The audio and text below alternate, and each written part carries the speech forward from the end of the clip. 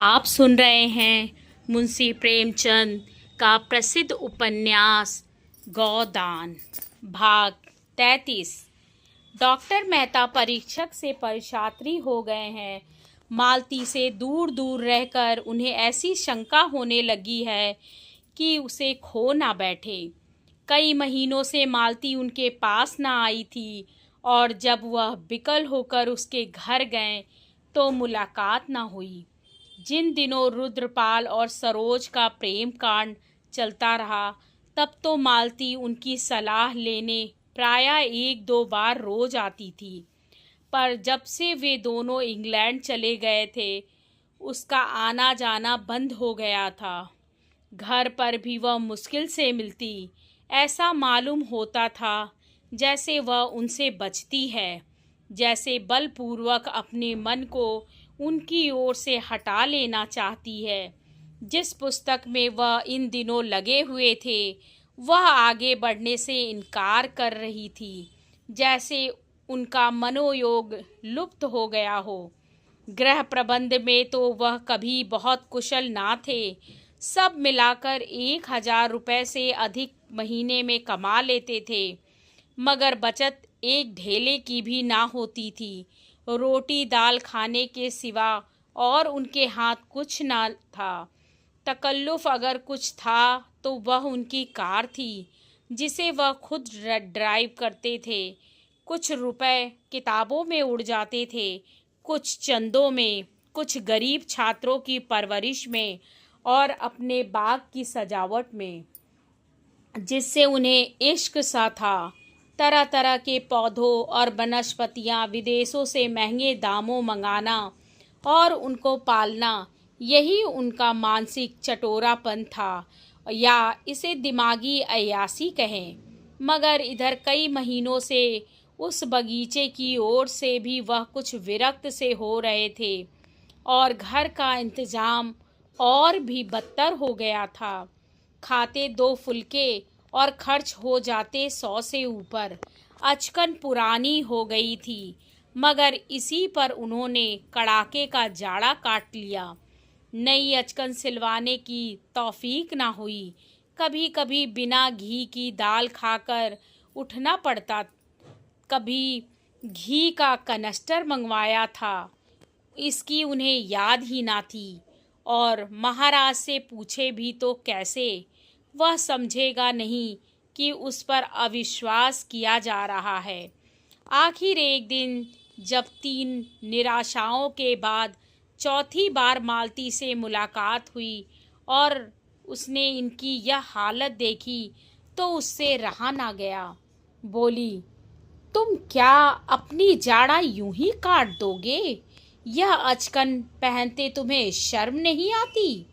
मालती उनकी पत्नी ना होकर भी उनके इतने समीप थी कि यह प्रश्न उसने उसी सहज भाव से लिया जैसे अपने किसी आत्मीय से करती। मेहता ने बिना झेपे हुए कहा, क्या करूं मालती, पैसा तो बचता ही नहीं। मालती को अचरज हुआ। तुम तो 1,000 से ज़्यादा कमाते हो और तुम्हारे पास अपने कपड़े बनवाने को भी पैसे नहीं।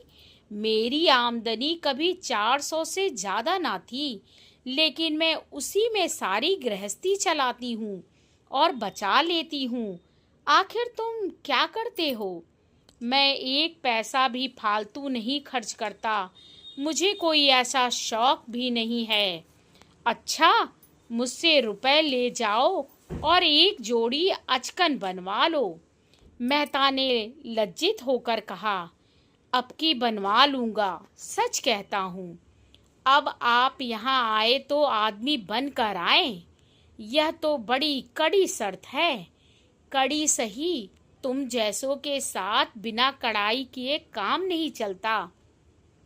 मगर वहाँ तो संदूक खाली था और किसी दुकान पर बेपैसे जाने का साहस ना पड़ता था।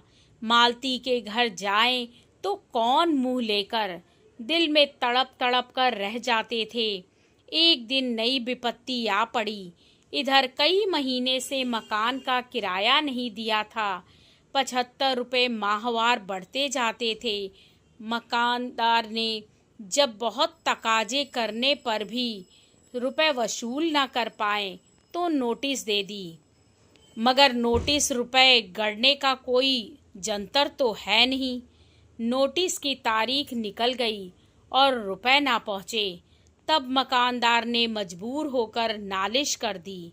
वह जानता था मेहता जी बड़े सज्जन और परोपकारी पुरुष हैं, लेकिन इससे ज़्यादा भलमनसी वह क्या करता कि 6 महीने सब्र किए बैठा रहा। मेहता ने किसी तरह की पैरवी ना की, एक तरफा डिग्री हो गई। मकानदार ने तुरंत डिग्री जारी कराई और कुर्क अमीन मेहता साहब के पास पूर्व सूचना देने आया, क्योंकि उसका लड़का यूनिवर्सिटी में पढ़ता था और उसे मेहता कुछ वजीफ़ा भी देते थे। संयोग से उस वक्त मालती भी बैठी थी। बोली, कैसी कुर्की है, किस बात की? अमीन ने कहा, वही किराए की डिग्री जो हुई थी। मैंने कहा, हुजूर जो को इल्तला दे दूं, 400-500 का मामला है, कौन सी बड़ी रकम है। 10 दिन में भी रुपए दे दीजिए तो कोई हरज नहीं। मैं महाजन को 10 दिन तक उलझाए रहूँगा। जब अमीन चला गया तो मालती ने तिरस्कार भरे स्वर में पूछा, अब यहाँ तक नौबत पहुँच गई? मुझे आश्चर्य होता है कि तुम इतने मोटे मोटे ग्रंथ कैसे लिखते हो। मकान का किराया 6-6 महीने से बाकी पड़ा है और तुम्हें खबर नहीं। मेहता लज्जा से सिर झुकाकर बोले, खबर क्यों नहीं है, लेकिन रुपए बचते ही नहीं। मैं एक पैसा भी व्यर्थ नहीं खर्च करता। कोई हिसाब किताब भी लिखते हो? हिसाब क्यों नहीं रखता? जो कुछ पाता हूँ वह सब दर्ज करता जाता हूँ। नहीं, इनकम टैक्स वाले जिंदा ना छोड़े। और जो कुछ खर्च करते हो वह, उसका तो कोई हिसाब नहीं रखता। क्यों? कौन लिखे? बोझ सा लगता है। और यह पोथे कैसे लिख डालते हो? उसमें तो विशेष कुछ नहीं करना पड़ता, कलम लेकर बैठ जाता हूँ। इस वक्त खर्च का खाता तो खोल कर नहीं बैठता, तो रुपए कैसे अदा करोगे? किसी से कर्ज ले लूँगा, तुम्हारे पास हो तो दे दो। मैं तो एक शर्त पर दे सकती हूँ, तुम्हारी आमदनी सब मेरे हाथों में आए और खर्च भी मेरे हाथों से हो। मेहता प्रसन्न होकर बोले, वाह, अगर यह भार ले लो तो क्या कहना, मूसलो ढोल बजाऊं। मालती ने डिग्री के रुपए चुका दिए और दूसरे ही दिन मेहता को वह बंगला खाली करने पर मजबूर किया। अपने बंगले में उसने उनके लिए 2 बड़े बड़े कमरे दे दिए। उनके भोजन आदि का प्रबंध भी अपने ही गृहस्थी में कर दिया। मेहता के पास सामान तो ज़्यादा ना था, मगर किताबें कई गाड़ी थीं। उनके दोनों कमरे पुस्तकों से भर गए। अपना बगीचा छोड़ने का उन्हें जरूर कलक हुआ, लेकिन मालती ने अपना पूरा अहाता उनके लिए छोड़ दिया कि जो फूल पत्तियां चाहें लगाएं। मेहता तो निश्चित हो गए, लेकिन मालती को उनकी आय व्यय पर नियंत्रण करने में बड़ी मुश्किल का सामना करना पड़ा। उसने देखा, आय तो 1000 से ज़्यादा है, मगर वह सारी की सारी गुप्त दान में उड़ जाती है। 20-25 लड़के उन्हीं से वजीफ़ा पाकर विद्यालय में पढ़ रहे थे। विधवाओं की तादाद भी इससे कम ना थी। इस खर्च से कैसे कमी करे, यह उसे ना सूझता था। सारा दोष उसी के सिर मढ़ा जाएगा, सारा अपयश उसी के हिस्से पड़ेगा। कभी मेहता पर झुंझलाती, कभी अपने ऊपर, कभी प्रार्थियों के ऊपर जो एक सरल, उदार पर अपना भार रखते जरा भी ना सकुचाते थे। यह देखकर और झुंझलाहट होती थी कि इन दान लेने वालों में कुछ तो इसके पात्र ही ना थे। एक दिन उसने मेहता को आड़े हाथों लिया। मेहता ने उसका आक्षेप सुनकर निश्चित भाव से कहा, तुम्हें अख्तियार है, जिसे चाहे दो चाहे ना दो, मुझसे पूछने की कोई ज़रूरत नहीं। हाँ, जवाब भी तुम ही को देना पड़ेगा। मालती ने चिढ़कर कहा, हाँ और क्या, यश तो तुम लो, अपयश मेरे सिर मढ़ो। मैं नहीं समझती तुम किस तर्क से इस दान प्रथा का समर्थन कर सकते हो। मनुष्य जाति को इस प्रथा ने जितना आलसी और मुफ्तखोर बनाया है, उसके आत्मगौरव पर जैसा आघात किया है, उतना अन्याय ने भी ना किया होगा। बल्कि मेरे ख्याल में अन्याय ने मनुष्य जाति से विद्रोह की भावना उत्पन्न करके समाज का बड़ा उपकार किया। मेहता ने स्वीकार किया, मेरा भी यही ख्याल है, तुम्हारा यह ख्याल नहीं है। नहीं मालती, मैं सच कहता हूँ, तो विचार और व्यवहार में इतना भेद क्यों? मालती ने तीसरे महीने बहुतों को निराश किया, किसी को साफ जवाब दिया, किसी से मजबूरी जताई, किसी की फजीयत की। मिस्टर मेहता का बजट तो धीरे धीरे ठीक हो गया, मगर इससे उनको एक प्रकार की ग्लानि हुई। मालती ने जब तीसरे महीने में 300 बचत दिखाई, तब वह उससे कुछ बोले नहीं, मगर उनकी दृष्टि में उसका गौरव कुछ कम अवश्य हो गया। नारी में दान और त्याग होना चाहिए, उसकी यही सबसे बड़ी विभूति है। इसी आधार पर समाज का भवन खड़ा है। वणिक बुद्धि को वह आवश्यक बुराई ही समझते थे। जिस दिन मेहता की अचकनें बनकर आईं और नई घड़ी आई, वह संकोच के मारे कई दिन बाहर ना निकले।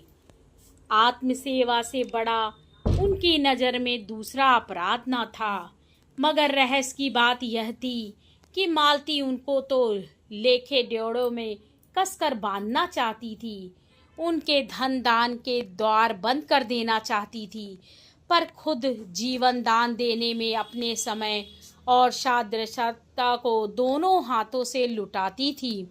अमीरों के घर तो वह बिना फीस लिए ना जाती थी, लेकिन गरीबों को मुफ्त देखती थी, मुफ्त दवा भी देती थी। दोनों में अंतर इतना ही था कि मालती घर की भी थी और बाहर की भी। मेहता केवल बाहर के थे, घर उनके लिए ना था। निजस्व दोनों मिटाना चाहते थे। मेहता का रास्ता साफ था, उन पर अपनी जात के सिवा और कोई जिम्मेदारी ना थी। मालती का रास्ता कठिन था, उस पर दायित्व था, बंधन था, जिसे वह तोड़ ना सकती थी, ना तोड़ना चाहती थी। उस बंधन में ही उसे जीवन की प्रेरणा मिलती थी। उसे अब मेहता को समीप से देखकर यह अनुभव हो रहा था कि वह खुले जंगल में विचरने वाले जीव को पिंजड़े में बंद नहीं कर सकती, और बंद कर देगी तो वह काटेंगे और नोचने दौड़ेगा। पिंजड़े में सब तरह का सुख मिलने पर भी उसके प्राण सदैव जंगल के लिए तड़पते रहेंगे। मेहता के लिए घरबारी दुनिया एक अनजानी दुनिया थी, जिसकी रीति नीति से वह परिचित ना थे। उन्होंने संसार को बाहर से देखा था और उसे अक्र और फरेब से भरा समझते थे। जिधर देखते थे उधर ही बुराइयां नजर आती थी, मगर समाज में जब गहराई में जाकर देखा तो उन्हें मालूम हुआ कि इन बुराइयों के नीचे त्याग भी है, प्रेम भी है, साहस भी है, धैर्य भी है। मगर यह भी देखा कि वह विभूतियां हैं तो जरूर, पर दुर्लभ। और इस शंका और संदेह में जब मालती का अंधकार से निकलता हुआ देवी रूप उन्हें नजर आया, तब वह उसकी ओर उतावलेपन के साथ सारा धैर्य खोकर टूटे और चाहा कि उसे ऐसे जतन से छिपा कर रखें कि किसी दूसरे की आंख भी उस पर ना पड़े। यह ध्यान ना रहा कि यह मोह ही विनाश की जड़ है। प्रेम जैसी निर्मम वस्तु क्या भय से बांधकर रखी जा सकती है। वह तो पूरा विश्वास चाहती है, पूरी स्वाधीनता चाहती है, पूरी जिम्मेदारी चाहती है। उसके पल्लवित होने की शक्ति उनके अंदर है। उसे प्रकाश और क्षेत्र मिलना चाहिए। वह कोई दीवार नहीं है जिस पर ऊपर से ईंटें रखी जाती हैं। उसमें तो प्राण है, फैलने की असीम शक्ति है। जब से मेहता इस बंगले में आए हैं, उन्हें मालती से दिन में कई बार मिलने का अवसर मिलता है। उनके मित्र समझते हैं यह उनके विवाह की तैयारी है, केवल रस्म अदा करने की देर है। मेहता भी यही स्वप्न देखते रहते हैं। अगर मालती उन्हें सदा के लिए ठुकरा दिया होता तो क्यों उन पर इतना स्नेह रखती। शायद वह उन्हें सोचने का अवसर दे रही है और वह खूब सोचकर इसी निश्चय पर पहुँचे हैं कि मालती के बिना वह आधे हैं। वही उन्हें पूर्णता की ओर ले जा सकती है। बाहर से वह विलासिनी है, भीतर से वही मनोवृत्ति शक्ति का केंद्र है। मगर परिस्थिति बदल गई है। तब मालती प्यासी थी, अब मेहता प्यास से बिकल है। और एक बार जवाब पा जाने के बाद उन्हें उस प्रश्न पर मालती से कुछ कहने का साहस नहीं होता। यद्यपि उनके मन में अब संदेह था, लेस नहीं रहा। मालती को समीप से देखकर उनका आकर्षण बढ़ता ही जाता है। दूर से पुस्तक के जो अक्षर लिपे पुते लगते थे, समीप से वह स्पष्ट हो गए हैं। उनमें अर्थ है, संदेह है, संदेश है। इधर मालती ने अपने बाग के लिए गोबर को माली रख लिया था। एक दिन वह किसी मरीज को देखकर आ रही थी कि रास्ते में पेट्रोल ना रहा। वह खुद ड्राइव कर रही थी। फिक्र हुई पेट्रोल कहाँ से आए। रात के 9 बज गए थे। माघ का जाड़ा पड़ रहा था। सड़कों पर सन्नाटा हो गया था। कोई ऐसा आदमी नजर न आता था जो कार को ढकेल कर पेट्रोल की दुकान तक ले जाए। बार बार नौकर पर झुझला रही थी।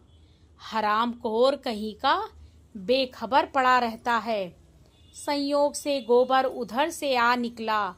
मालती को देखकर उसने हालत समझ ली और गाड़ी को 2 फरलांग ठेल कर पेट्रोल की दुकान तक लाया। मालती ने प्रसन्न होकर पूछा, नौकरी करोगे? गोबर ने धन्यवाद के साथ स्वीकार किया। 15 रुपये वेतन तय हुआ। माली का काम उसे पसंद था। यही काम उसने किया था और उसमें मजा हुआ था। मिल की मजदूरी में वेतन ज़्यादा मिलता था, पर उस काम से उसे उलझन होती थी। दूसरे दिन गोबर ने मालती के यहाँ काम करना शुरू कर दिया। उसे रहने को एक कोठरी भी मिल गई। झुनिया भी आ गई। मालती बाग में आती तो झुनिया का बालक धूल मिट्टी में खेलता फिरता। एक दिन मालती ने उसे एक मिठाई दे दी। बच्चा उस दिन से परछ गया। उसे देखते ही उसके पीछे लग जाता और जब तक मिठाई ना ले लेता उसका पीछा ना छोड़ता। एक दिन मालती बाग में आई तो बालक दिखाई ना दिया। झुनिया से पूछा तो मालूम हुआ बच्चे को ज्वर आ गया है। मालती ने घबरा कर कहा, ज्वर आ गया तो मेरे पास क्यों नहीं लाई? चल देखूं। बालक खटोले पर ज्वर से अचेत पड़ा था। खपड़ैल की उस कोठरी में इतनी सीलन, इतना अंधेरा और इस ठंड के दिनों में भी इतने मच्छर कि मालती 1 मिनट भी वहाँ ना ठहर सकी। तुरंत आकर थर्मामीटर लिया और फिर जाकर देखा 104 था। मालती को भय हुआ कहीं चेचक ना हो। बच्चे को अभी तक टीका नहीं लगा था और अगर इस सीली कोठरी में रहा तो भय था कहीं ज्वर और ना बढ़ जाए।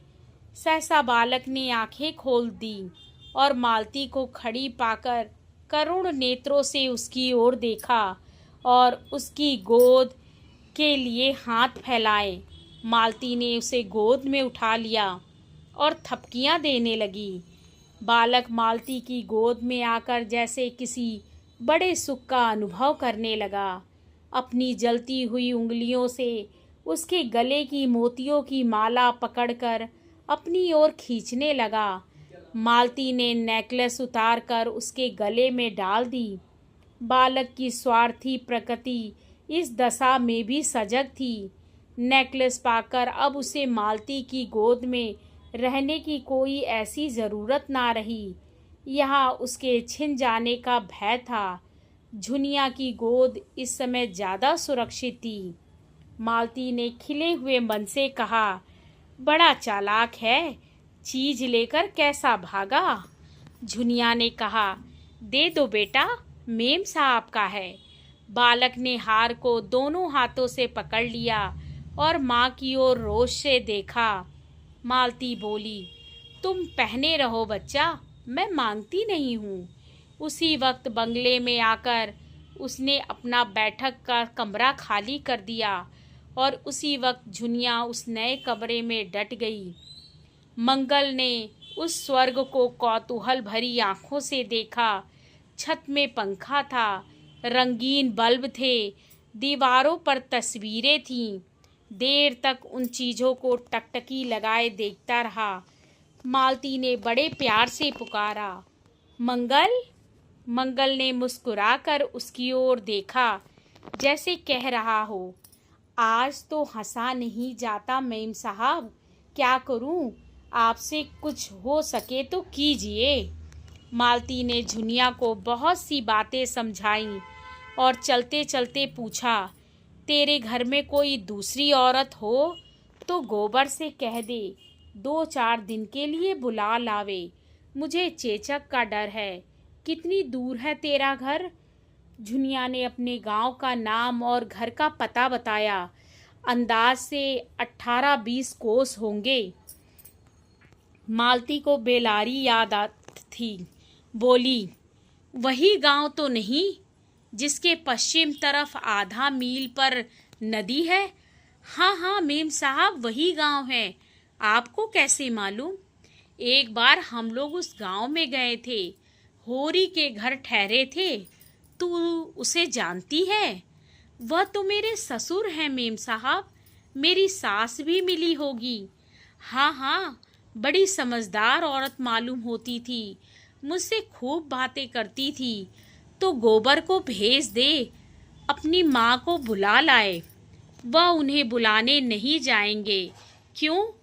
कुछ ऐसा ही कारण है। झुनिया को अपने घर का चौका बर्तन, झाड़ू बुहाई, रोटी पानी सभी कुछ करना पड़ता। दिन को तो दोनों चना चबेना खाकर रह जाते। रात को जब मालती आ जाती तो झुनिया अपना खाना पकाती और मालती बच्चे के पास बैठती। वह बार बार चाहती कि बच्चे के पास बैठे, लेकिन मालती उसे ना आने देती। रात को बच्चे का ज्वर तेज हो जाता और वह बेचैन होकर दोनों हाथ ऊपर उठा लेता। मालती उसे गोद में लेकर घंटों कमरे में टहलती। चौथे दिन उसे चेचक निकल आई। मालती ने सारे घर को टीका लगाया, खुद को टीका लगवाया, मेहता को भी लगाया। गोबर झुनिया महाराज कोई ना बचा। पहले दिन तो दाने छोटे थे और अलग अलग थे, जान पड़ता था छोटी माता है। दूसरे दिन दाने जैसे खिल उठे और अंगूर के दानों के बराबर हो गए और फिर कई कई दाने मिलकर बड़े बड़े आंवले जैसे हो गए। मंगल जलन और खुजली और पीड़ा से बेचैन होकर करुण स्वर में कराहता और दीन असहाय नेत्रों से मालती की ओर देखता। उसका कराहना भी प्राणों का सा था और दृष्टि में भी प्रौढ़ता थी, जैसे वह एकाएक जवान हो गया हो। इस असहाय वेदना ने मानो उसके अबोध शिशुपन को मिटा डाला हो। उसकी शिशु बुद्धि मानो संज्ञान होकर समझ रही थी कि मालती ही के जतन से वह अच्छा हो सकता है। मालती ज्यों ही किसी काम से चली जाती, वह रोने लगता। मालती के आते ही चुप हो जाता। रात को उसकी बेचैनी बढ़ जाती और मालती को प्रायः सारी रात बैठना पड़ जाता, मगर वह न कभी झुझलाती न चिढ़ती। हाँ, झुनिया पर उसे कभी कभी अवश्य क्रोध आता, क्योंकि वह अज्ञान के कारण जो ना करना चाहिए वह कर बैठती। गोबर और झुनिया दोनों ही आस्था झाड़ फूक में अधिक थी, पर यहाँ उनको कोई अवसर ना मिलता। उस पर झुनिया 2 बच्चे की माँ होकर बच्चे का पालन करना ना जानती थी। मंगल दिक करता तो उसे डांटती कोसती, जरा सा भी अवकाश पाती तो जमीन पर सो जाती और सवेरे से पहले ना उठती। और गोबर तो उस कमरे में आते जैसे डरता था। मालती वहाँ बैठी है, कैसे जाएं? झुनिया से बच्चे का हाल हवाल पूछ लेता और खाकर पड़ रहता। उस चोट के बाद वह पूरा स्वस्थ ना हो पाया था। थोड़ा सा काम करके भी थक जाता था। उन दिनों जब झुनिया घास बेचती थी और वह आराम से पड़ा रहता था, तो वह कुछ हरा हो गया था, मगर इधर कई महीने बोझ ढोने और चूने गारे का काम करने से उसकी दशा गिर गई थी। उस पर यहाँ काम बहुत था। सारे बाग को पानी निकाल कर सींचना, क्यारियों को गोड़ना, घास छीलना, गायों को चारा पानी देना और दूहना। और जो मालिक इतना दयालु हो, उसके काम में काम चोरी कैसे करे, यह एहसान उसे एक क्षण भी आराम से ना बैठने देता। और तब मेहता खुद खुरपी लेकर घंटों बाग में काम करते तो वह कैसे आराम करता। वह खुद सूखता जाता था, पर बाग हरा हो रहा था। मिस्टर मेहता को भी बालक से स्नेह हो गया था। उस दिन मालती ने उसे गोद में लेकर उसकी मूछें उखड़वा दी। दुष्ट ने मूछों को ऐसा पकड़ा था कि समूल ही उखाड़ लेगा। मेहता की आंखों से आंसू आ गए। मेहता ने बिगड़कर कहा था, बड़ा शैतान लौंडा है। मालती ने उन्हें डांटा था, तुम मूछें साफ क्यों नहीं कर लेते? मेरी मूछें मुझे प्राणों से प्रिय हैं। अब की पकड़ लेगा तो उखाड़ कर ही छोड़ेगा, तो मैं इसके कान भी उखाड़ लूँगा। मंगल और उनकी मूछें उखाड़ने में कोई खास मज़ा आया था। वह खूब खिलखिलाकर हंस रहा था और मूछों को जोर से खींचा था, मगर मेहता को भी शायद मूछें उखड़वाने में मज़ा आया था, क्योंकि वह प्रायः 2-3 बार रोज़ उससे अपनी मूछों की रस्साकसी करा लिया करते थे। आगे की कहानी अगले भाग में।